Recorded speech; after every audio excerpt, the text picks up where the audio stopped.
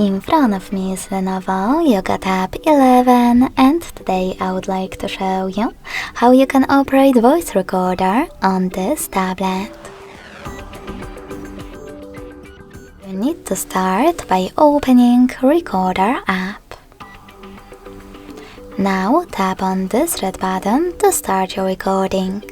If you never used this app before, select Allow in the pop-ups. I already did that, so I can tap on the red button right away. As you can see, recording is now on. If you wish to discard it right away, click on this right button and confirm your choice in the pop-up. In order to end it and save it though, tap on the square button on the left. Now rename your recording however you wish to and hit OK.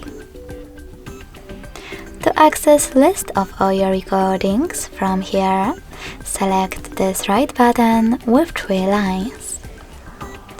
If you wish to play one of them, just click on it.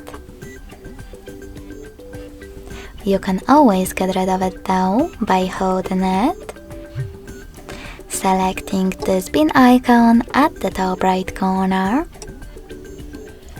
and confirming your choice in the pop-up.